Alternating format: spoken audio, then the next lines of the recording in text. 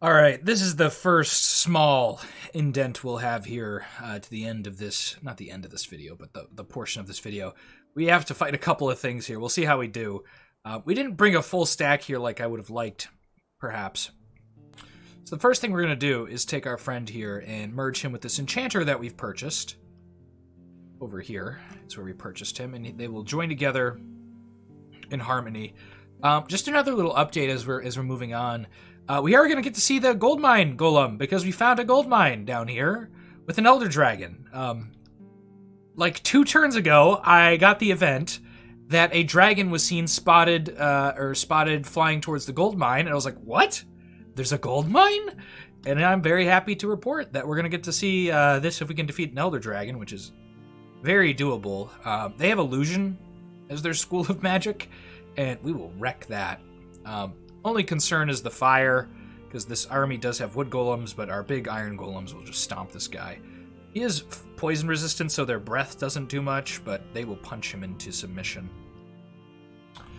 So we will get to see that, which is nice. Other than that, we've just really been expanding and getting some gold and whatnot. I'm just trying to get enough to show you guys everything and get that all settled and started, or somewhere in between there. Which includes defending some stuff down here, getting access to this desert. We could try and do some Nectroids. I want to be careful and not hit that tome. But I want to show you the battle with the dragon.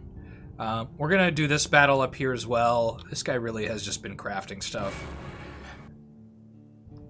We've recruited some mercs with the gold we got from conquering the castle. There's that terror immediately. I keep clicking the rock. So he's got Visions of Dread, Mist of Confusion, Enchanted Sleep. Beam of Light is the only thing I was kind of concerned about, and that's not even there. Otherwise, we're going to lock him up in combat pretty quickly here. Getting luck cast on this guy was kind of important. He did just get entangled by our friend next to him. Our Oak Golem could be in some trouble.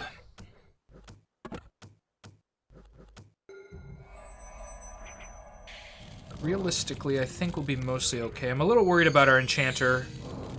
Hopefully these guys will go to Pound Town on him. It looks like we're going to lose that Oak Golem. Enchanter narrowly avoiding some very dangerous fire breath that could one-shot him. The spells could also get our Enchanter over to his side, but it looks like we'll be taking out this dragon relatively soon here. He's got 3 HP left.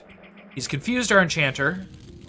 It'd be a shame to lose Pinky to this, but it does not look like we have, and we have killed an elder dragon. Got some items that are very dangerous, but should be fun. Now we have the potential opportunity to kill this guy, unless he's got another commander wandering around up here, which is a possibility. But hopefully he's slow enough that he won't make it out of here. He does have heavies, and since he does have those heavies, I think we'll be able to take him out.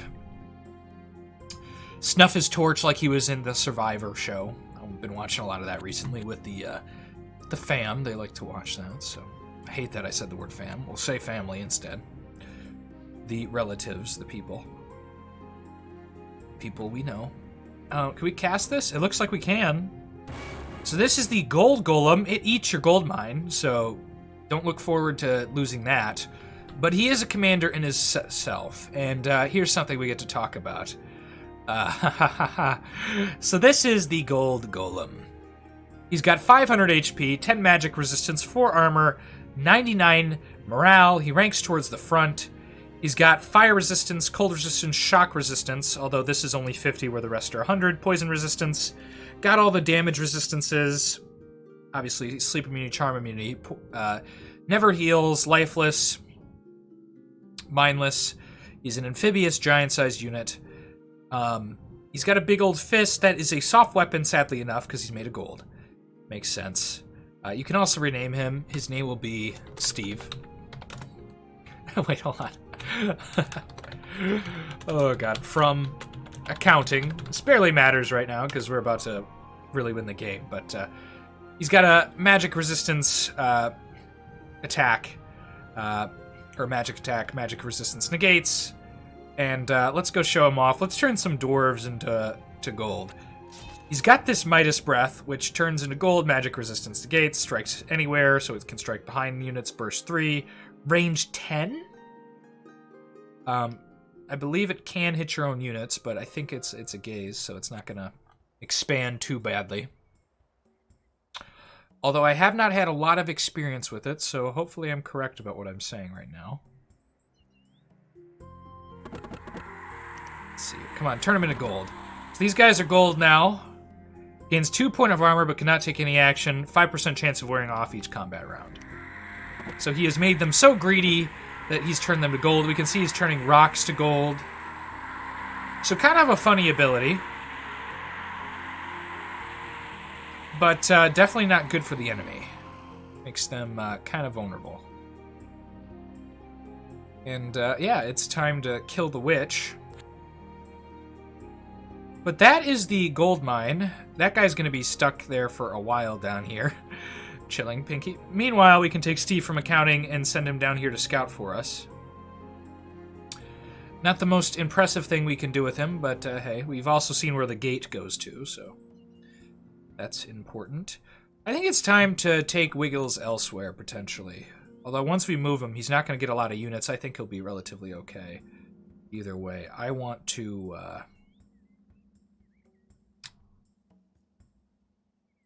Oh, wait, no. Does Wiggles have it? Or do you have it?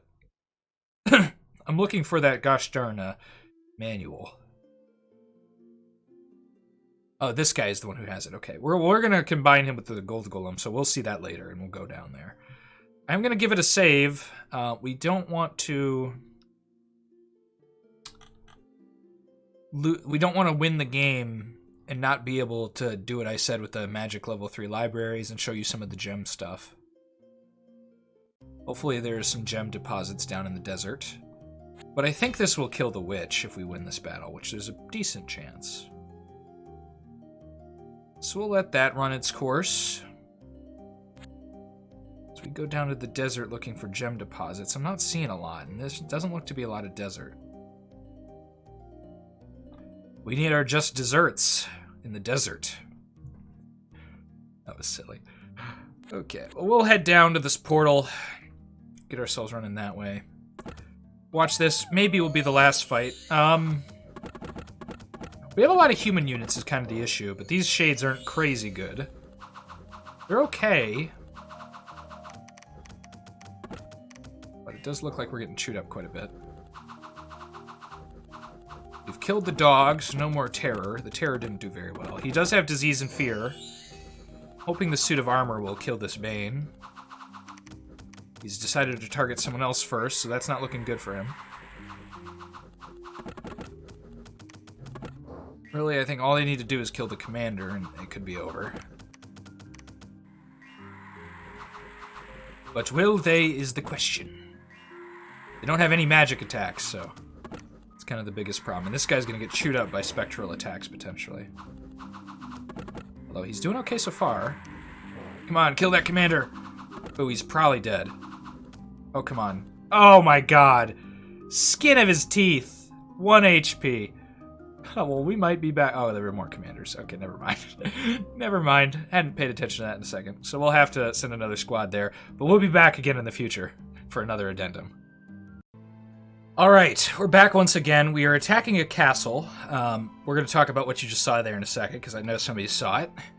But also, we got down here, and unfortunately, we have the tiniest desert I think I've ever seen in Elysium. It's a baby desert. And Steve from accounting went and checked it out. He said, "Nah, this doesn't check up to shape." I am going to try something to get us to see the gem golems. I don't know if it'll work, but I'm going to try and get us a shovel by starting a magic item factory over in our wonderful little place with Bob the Builder. He will do his best to get that online. We're going to recruit some units just so that will actually maybe work. But once we have enough gold, we're going to start creating artifacts, but that'll be off-screen for the most part. Meanwhile, we're having this fight. This is what we're really here to talk about. Relevant here, really, is that we're going to talk about the unit we spawned in while you were gone. It is the Brass Bull. One of the bigger and more expensive units with this faction. Bob has built it, so it's Bob's Bull. It is a bull of brass given false life. It costs 500 smackaroonies and 50 iron O's, or production O's. So Costs 50 production, 500 gold. Quite the pricey unit. Frankly, the only reason it might be worth it is because you don't have to sacrifice any of your existing infrastructure. But by this time in the game, you've probably already sacrificed that infrastructure to really get an edge against the enemy. So, 150 hit points, 6 magic resistance. This is relatively low for such a great unit. 4 armor.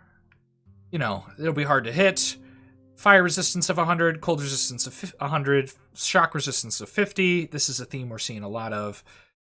Pierce resistance. Notable, not a lot of resistances for the brass bowl. After all, it's made out of brass. Brass isn't that strong of a material relative to what we got working with the stone and iron golems. Makes sense. All these other tags we talked about, lifeless, mindless, never heals, charm and sleep immunity. He is giant-sized, which means he's going to be really big and run over walls. He has a trample damage of 6, which is the real kick in the stinker. Because he's going to trample over units and cause a d6 to roll. So he's gonna trample units and hurt them a lot. Very good versus Hobergs and things like that, although he's gonna get attacked like a crazy person. Unless you can get a regeneration item on him or a critical mass of iron bowls, I don't think they're gonna be too insane on the trampling front, because they're all gonna get chewed apart because they're gonna get into the back line where no one else is getting attacked, and open opportunities for these guys to get chewed apart against big armies. Now, thin armies, they will just trample and kill very easily. But they could turn around and fire breath your army, which usually isn't an issue because a lot of your stuff is 100% fire resistant. So you don't have to worry too much about that, unless you're rolling around with a lot of humies like we are. Beyond that, they have this fire breath like we just talked about. It's a narrow 5 cone, pretty wide, lots of damage. 1 to 10 is not bad. And a gore attack. It's a little less relevant. We're going to end the turn. You can watch the gold golem do a little bit more. And we will watch our friends here attack. Easily taking that castle. We're going to get attacked. Prediction, only this guy survives. Nice to have you guys here for this, though. Although, he could fire breath enough to where most of them die prior. Our Enchanter's diseased. Not completely shocked.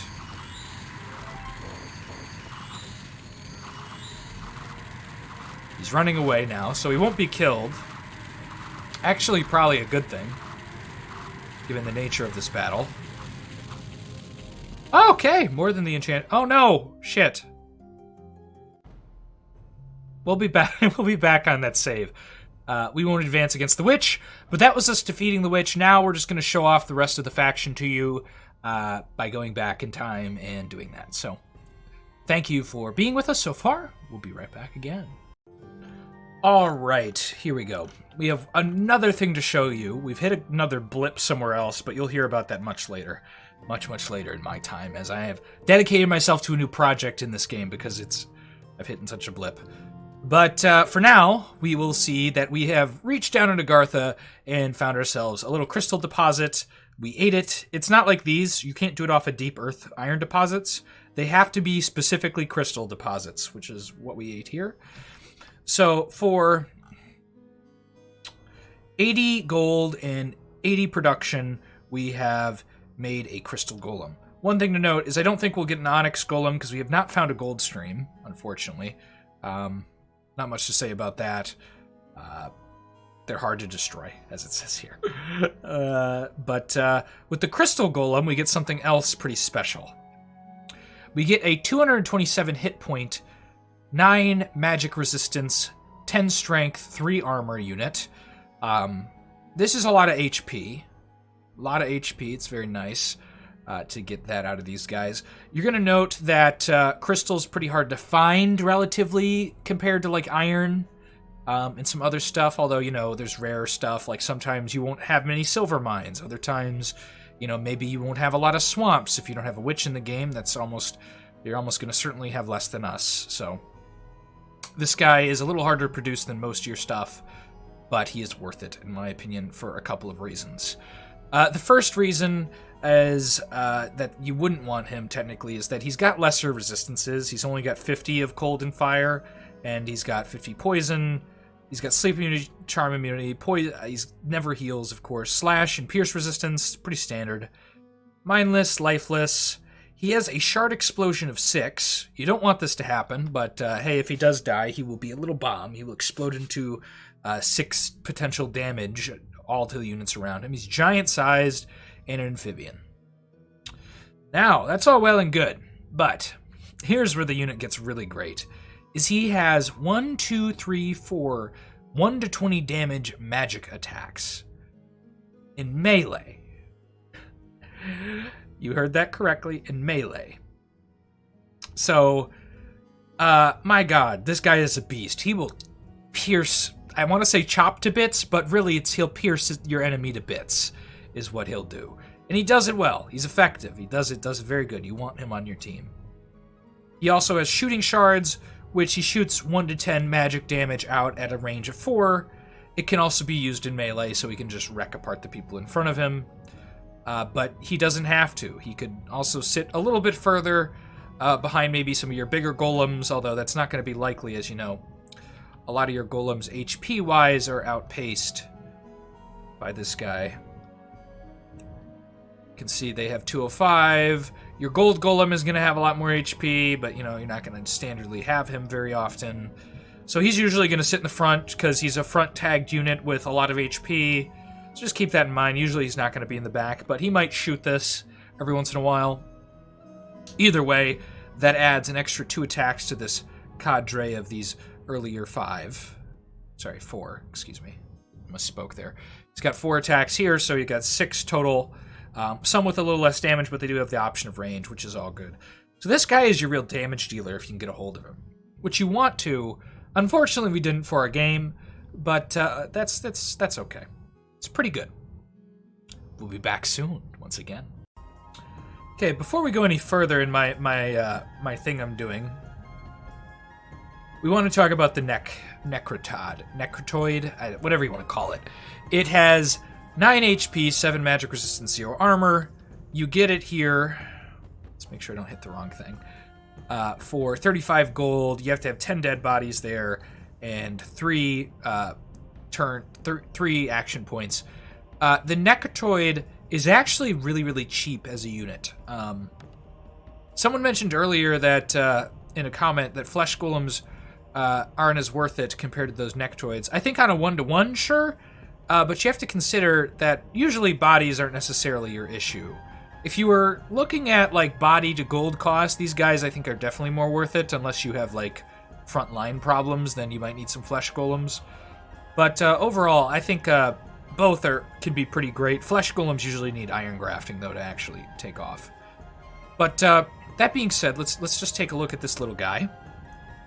He's essentially an undead snake. He's got Sense the Dead. He's got poison resistance. He's undead, tagged with that. Sleep immunity, charm immunity. He's got never heals. He's banishable. It destroys him, doesn't send him into Hades. It's mindless and lifeless. And he does a little hypnotizing enslave dance that doesn't affect mindless beings, what will affect anything else that isn't specifically resistant to enslave somehow. But yeah, it easily negates, but it's usable once every 2 rounds, so it's slow and easily negates. It's not going to necessarily happen all the time, but you could think trolls, plenty of human factions will fall to it every once in a while, and that'll be good for you. Other than that, there's one more thing I wanted to show you before we go into other things, is the portal system. We have activated portals here, here, and over here, and we're going to show you how those work.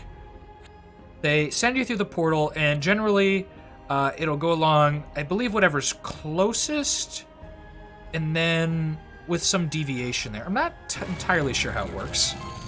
I guess we get to watch this fight. We get to watch us fight some cavemen. With one of these cavemen shamans. Onyx sorcery. That's interesting. But that was pretty successful. We can look through here. I'm pretty sure it goes... I think you... it either goes one of 2 ways. I don't think it says in the spell. Could be wrong about that.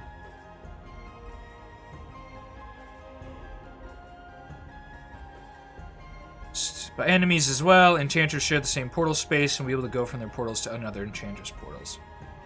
Okay.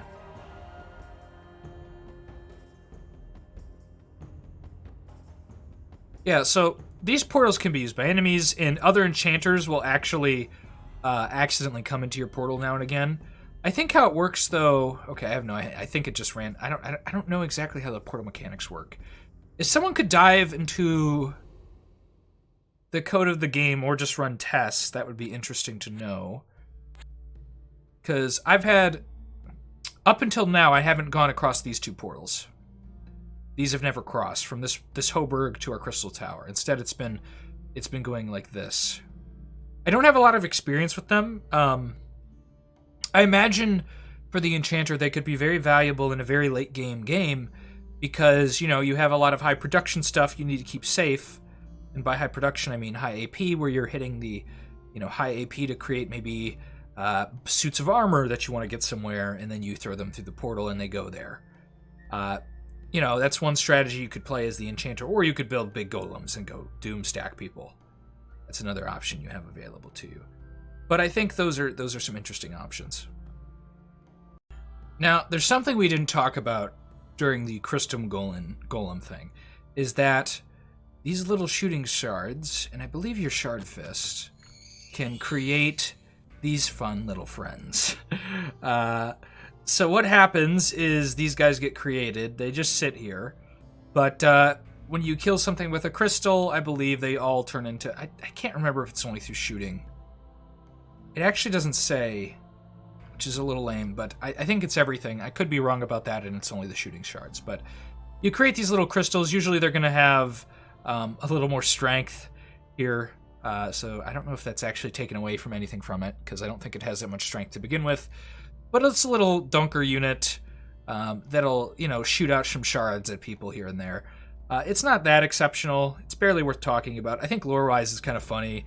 You know, there's like a crystal infestation that can occur. Okay, that confirms it to me that that is a punchy attack as well, because I believe that was a fist. Yeah, okay, so the shard fist does that.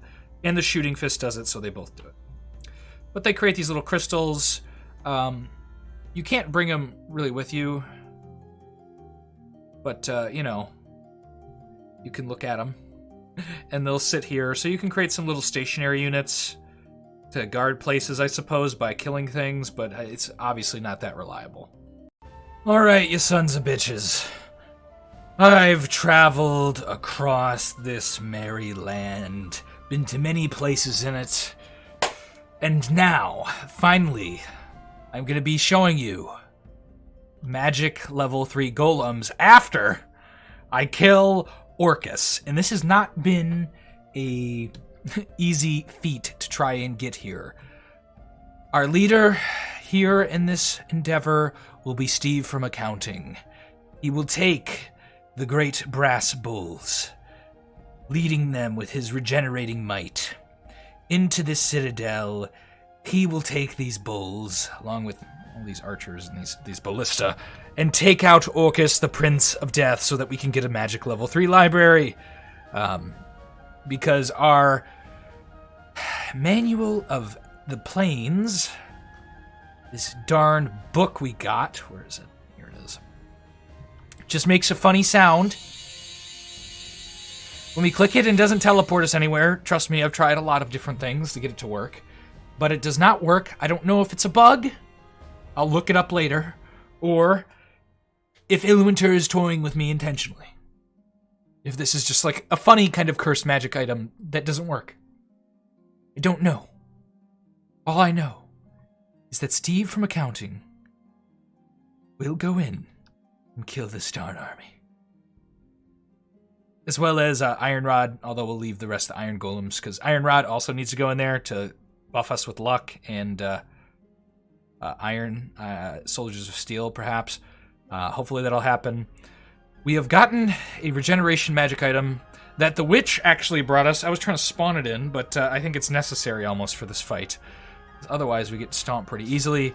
But our ideal here is we're going to turn everything to gold that is in our way. We're going to have a lot of problems where we're going to get hit by Banefire, but don't worry, we'll take care of it. Let's do it. We will fight the Prince of Death. This is going to be a Speed 4 battle. We're gonna start with some ballistas. A couple notable things here is this guy has Tempest. It's gonna Thunder Strike us and actually do a bit of damage. We need to get rid of him quickly. Other than that, we're really just dealing with a lot of spells that don't hurt us, like Cold spells and Soul Vortex. Aren't gonna do a lot of damage. They will do damage to our ballista. But as far as I'm concerned, they have done most of their job.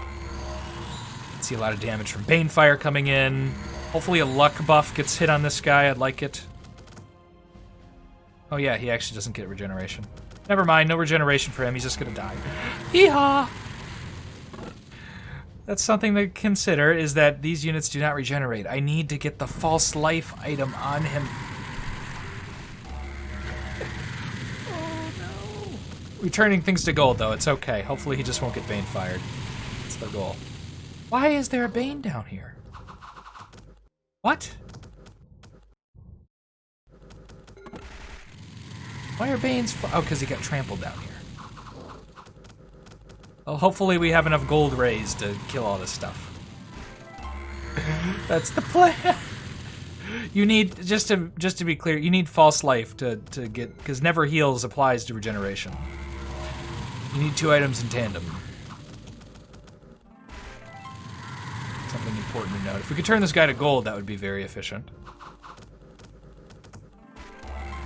But he's spawning a lot of creatures. But we have a lot of Brazen Bulls coming his direction, which is nice. We need him out of this game so he stops spawning things. Because they're gonna continue to hurt, and hurt really bad. Also need this guy not to get Bane-fired, because I want to show him off doing magic. Requires him not to die. I don't know if the undead will kill him quick enough. Come on, turn this dude to gold. Or just keep raying him with this. I guess Gaze of Midas over time will eventually turn him to gold. We're very much trying. Turned everything around to gold, which is nice. That or the Brazen Beast are the things we really need. His fist, while a soft weapon, will still punch through anyone next to him, potentially. Mostly what's protecting him is probably the golden rays. He's also turning other things to gold. Getting a bit surrounded, but this guy is getting hit. He's on fire. Just need these cows to keep hitting him. Doesn't have any buffs on him, really, besides regen... How is he getting... Oh, okay. I have the old one, gives regeneration. Dear God, that makes this really tough. But I think we're kicking through him. We're very close. He's got 3 HP and he's on fire. I think we've killed the Prince of Death. And after that, it's just cleanup time to kill this massive, massive waves of undead. Oh, come on. Come on, put the finishing touches, cow. Do it! Ah! He's dead, but he might come back from regeneration. Oh dear God. Okay, we're gonna skip the rest of this, I think. We've killed Orcus. Pretty sure permanently. Oh, there we go. Okay, we'll go through the rest of this. Just watch it. Oh God. Oh, thank you. Thank you, fathers above. All the Elysium children, whatever Elysium gods have given us this victory. Here's a golden Bane all the way back here. It's funny. Now this guy just needs to avoid getting Bane fired and we'll be okay. Everything will be great if he can just not do that. Because then we can show it to you.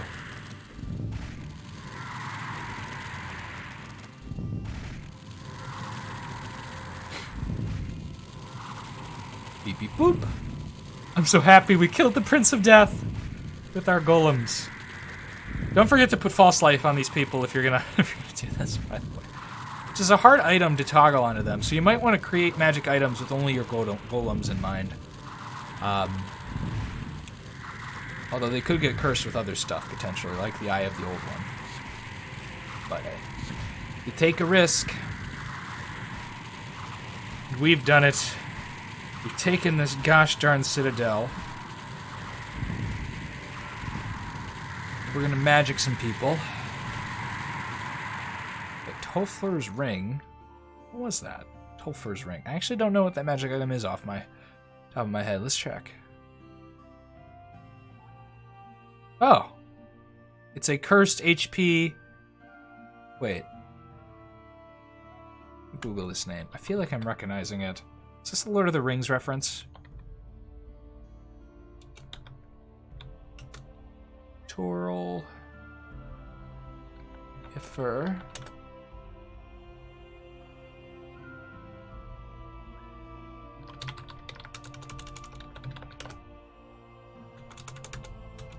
What the hell does this mean? Closest I'm getting is an artist.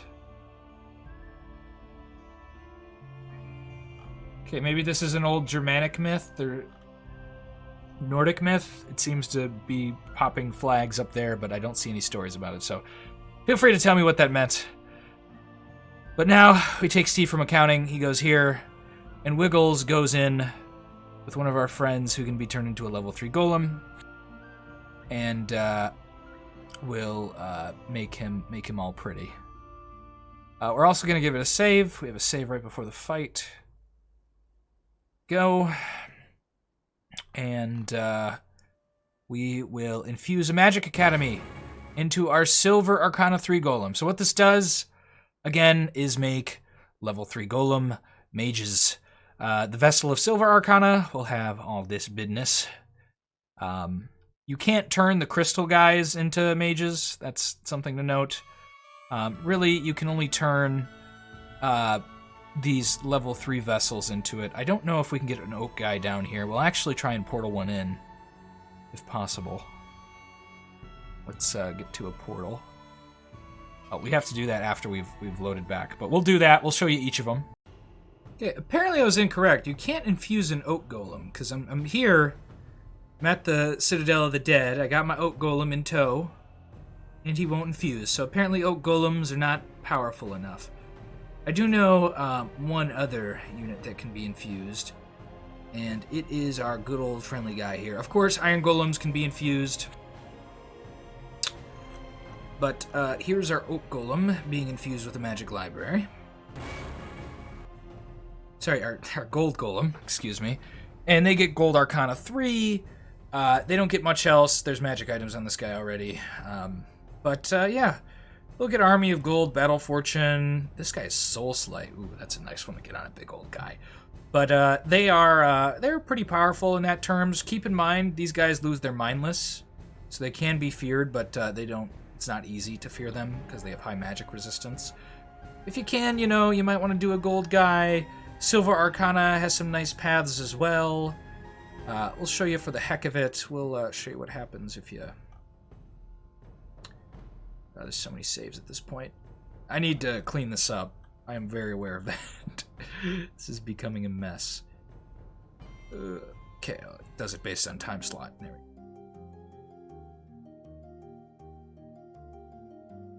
we go. There we go. Okay. Now we're back here.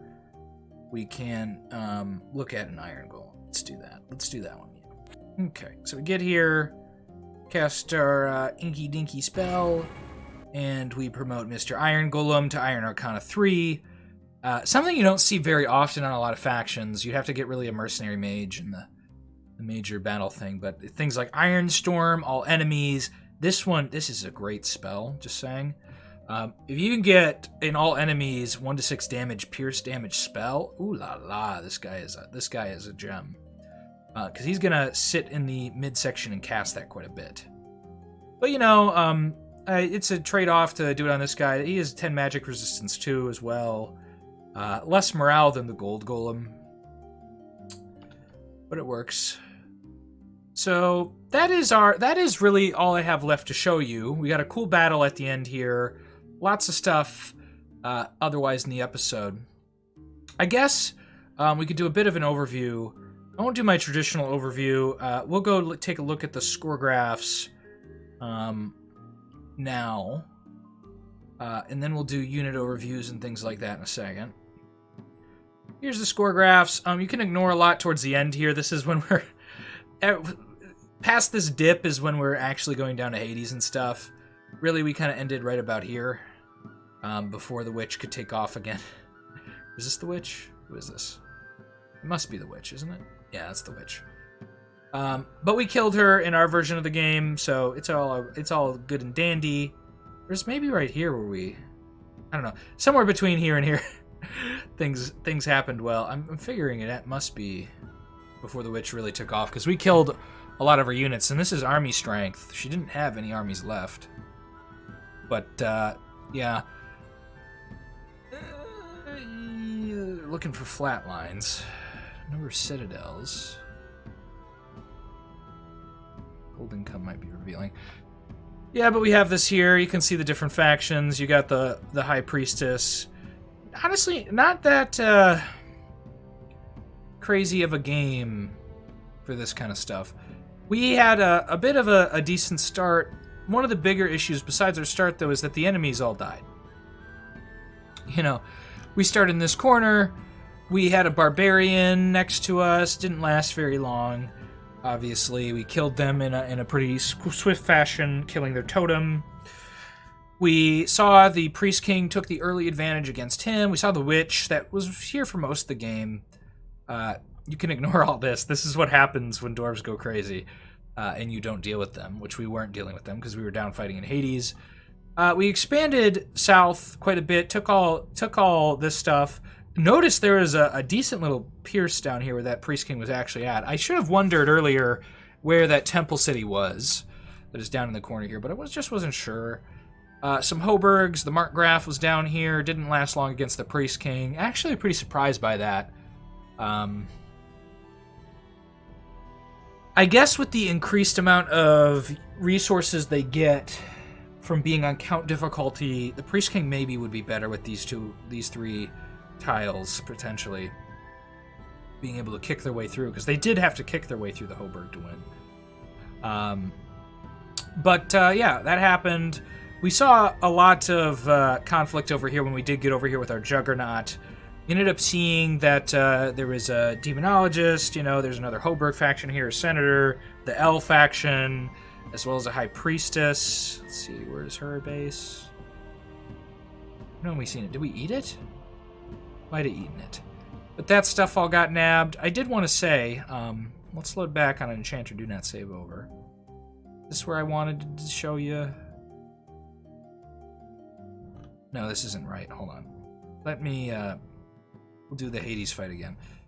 Because we got to do unit overviews. But that was really our game. We ended up clashing with another Enchanter up here, taking him out. Not too difficult, but really cool battles, I'd say, in this one. For the Enchanter specifically, watching going toe-to-toe with Golems is pretty interesting, I'd say.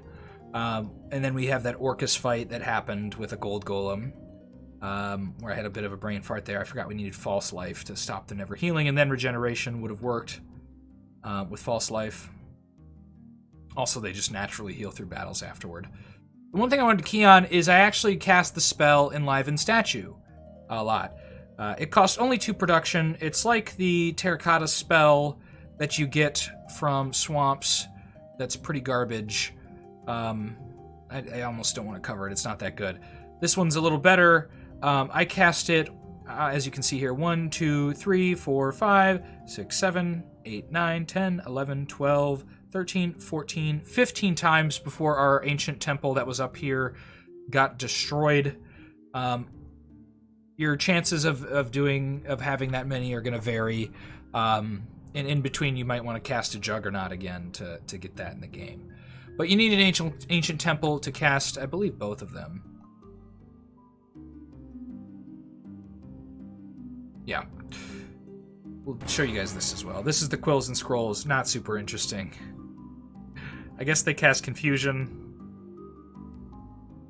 Otherwise, absolute dunkers, and they increase trade by 1. That's what it is. Not crazy. Again, you could build really tall with this faction, potentially doing a defensive strategy where you create gargoyles, you create guardians, you make this whole big base that you then do another bunch of stuff with. I don't know. That'd be an interesting playstyle, maybe. I don't think it works very often. I think more that's kind of like a side thing when you're either doing 2 different kinds of playstyles. But let's talk about the animated statue. They have 15 HP, 6 magic resistance, 3 armor. A pretty good unit if you can get them early. But you can't mass them because you're going to destroy your ancient temples. They have pierce resistance, slash resistance, cold resistance, fire resistance. They match well with your wood golems, I suppose, because your wood golems don't have those resistances at all. So maybe against an early warlock, these guys could be beneficial. Their attack is magic. That's noteworthy. They have a decent strength score, so if they explode, they're going to do a decent amount of damage for what they are. The big thing that turns me off from them is the slow tag. And the slow tag is upsetting on this faction, because there's a lot of stuff on this faction that is heavy armor or is siege equipment that you can schlock around the map like crazy, where most factions really struggle with it. And I think that's kind of the Enchanter's good thing, is that they don't have to worry about being slowed down. These statues change that equation, and it's why I don't like them. You know, and on top of that, they also don't have a shield, but they look like they have a shield, and that's something else that turns me off from them, is because that's definitely a stone shield right there, guys, but no shield tag. What the deuce? And that looks like a big shield. So I don't know. Kind of weird, but I don't know. That's that unit. Let's talk about the faction overall. We're switching to the overview, kind of tapping off our game here. We've gone for quite longer than I expected, but that's not surprising. We fought in Hades, but okay. What does this faction have? Well, we're gonna have to pop down to Hades a little bit for this.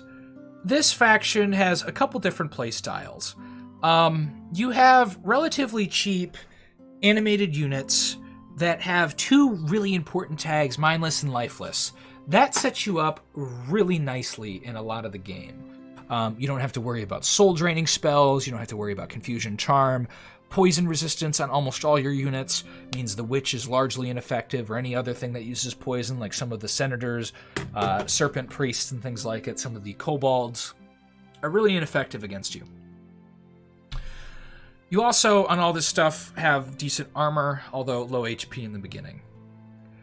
These could be used throughout the game, potentially, these lower-level animates. I think ultimately, the best bang for your buck is generally going to be the swords. They do nice damage and have the best armor. You get 2 of the spears, but really, I'd say they're just to fill ranks early. The 1 to 4 damage kind of blows, and they're just going to fly up and die a lot, because they don't have high armor, where the sword has high armor, although, you know, you're going to get less of them, you're going to get more quality. I definitely probably would go with the swords most of the time. There's situations where you might be fighting slash resistance. It's rare, where you might want to use the spears, but, you know. And on top of that, even if you're dealing with the slash resistance, what you can do is create animated bows. An idea could be, if you get enough enchanters early, and especially in tougher games where you face a harder start, to sit your enchanters in your base and wait way more turns than would usually be reasonable to create a big army. I'd be careful doing that. You don't want to get stomped by late game stuff while you're just running around with like these little tiny bows and swords. But I think definitely getting an economy online where you can produce these in your base while having expansion parties run around, and eventually some units either grab them, or sending new expansion parties with the continued production factories of these could be a potential strategy. The animated armor, you're not going to be able probably to build enough of early on to make it feasible. Later in the game, you could do it for patrol squads, but you saw what that did to our economy. I think it's one of the things I'm thinking about more now, is that this probably isn't worth it. Flesh golems, they do their job at being HP sacks early in the game, but, you know, that armor debuff is really bad. Once you iron graft them, though, they become actually feasible as units. I'd say don't iron graft them, because, again, it runs into the same issue with the armor, but one of the advantages of iron grafting is you can create a bunch of flesh golems early in the game, and they'll be your HP sacks, and then later in the game, if enough of them have survived, you can start iron grafting them with no AP cost besides the 1 AP. Which you don't think about till later, that it's really nice to be able to upgrade units as you're walking around if you don't have a lot to do, or if you're sitting in a base not having a lot to do, you can do that as well. So it's like kind of like it's a utility thing you can do every once in a while and upgrade some troops and get some real dividends off of these guys. Now, their magic resistance is low.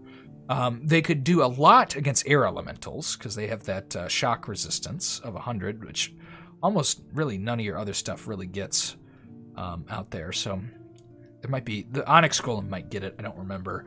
We didn't get to see that, unfortunately. But I think those guys play a decent role in your army.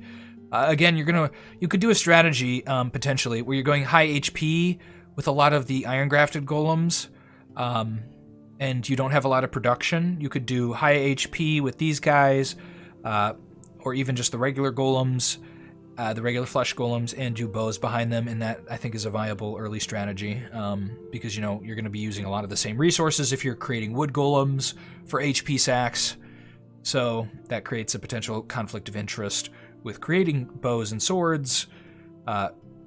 Flesh Golems don't do the same thing. And, their earlier form is worse than what we're seeing right now, but hey, they're flesh sacks that you can rely on to take some damage and maybe punch out a little bit with their little paws. But yeah, that's them. Mimics, I'm not a big fan of. I guess they add a little more emphasis to your animated tools locations. You might want to do that. I'm a little finicky with spending that extra money in production on them. Usually it's only going to be on settlements, though, and the real ones that I care about are going to be the production stuff that you're going to use to animate tools. Better would be maybe investing even in some Guardians, because if you're really worried about losing your tools to like a wandering squad of animals, a Guardian might be just better. But I don't know. This is expensive too. I just might leave the tools on their own and make sure to keep them guarded, or use some other kind of golem. Maybe put a wood golem there or something that can actually punch through things. This little dude doesn't punch as hard as he just sits there. So that's what he is. In a different game, I would have got more necrotoids.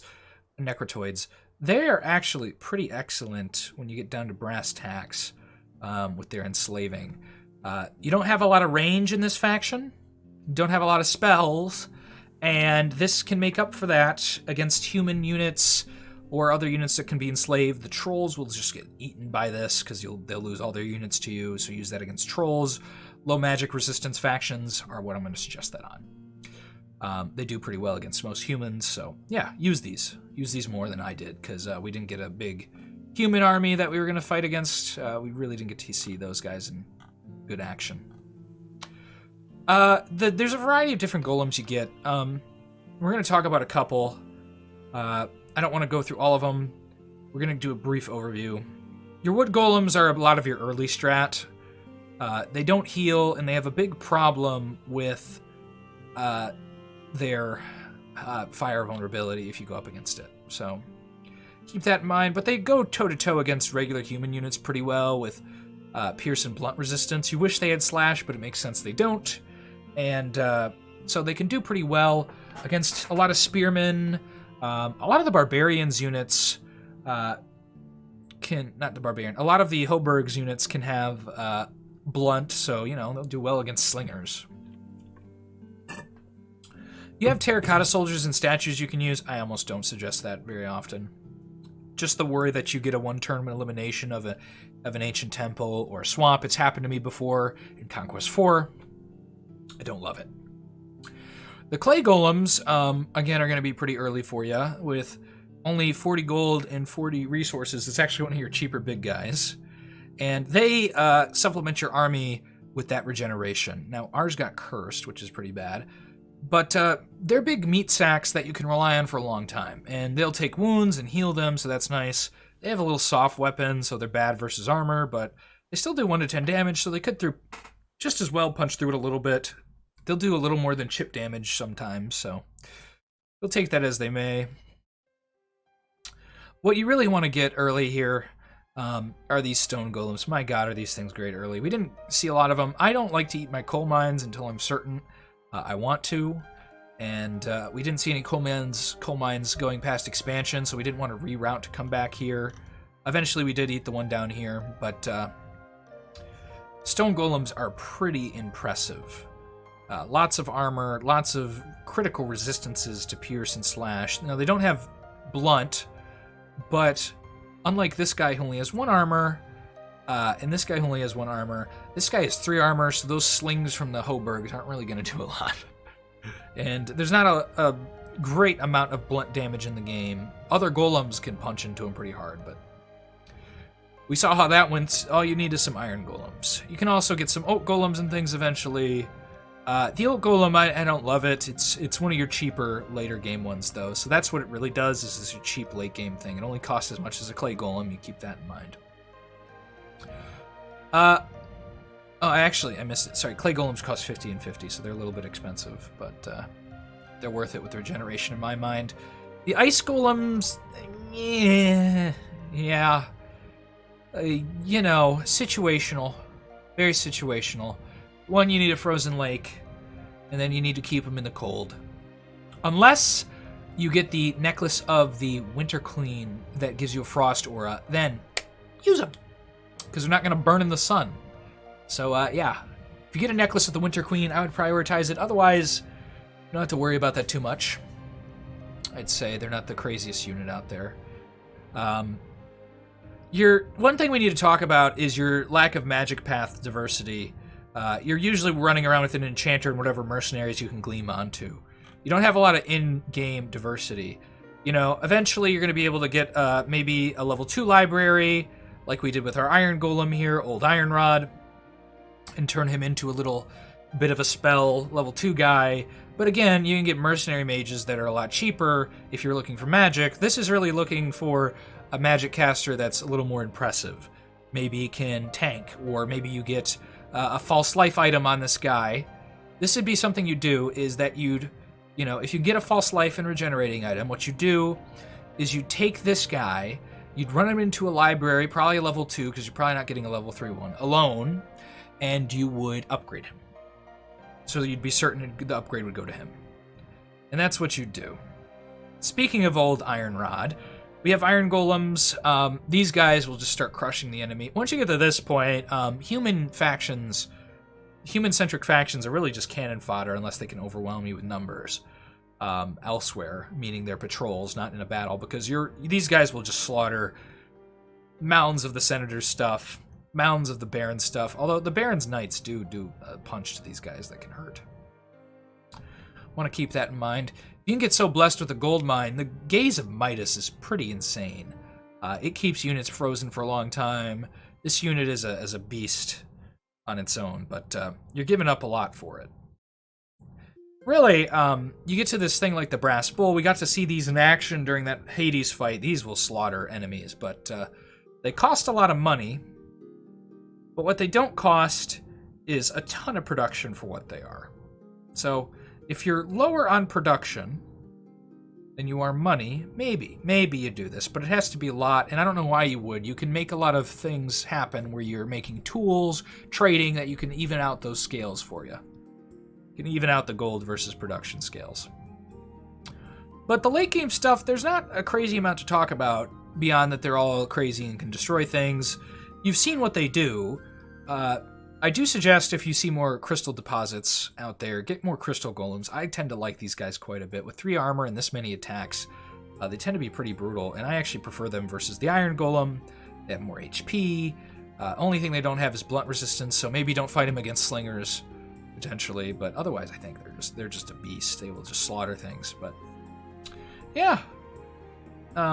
Less resistances, so maybe just human armies that don't have a lot of great spells, but I like them. This has been my Enchanter run.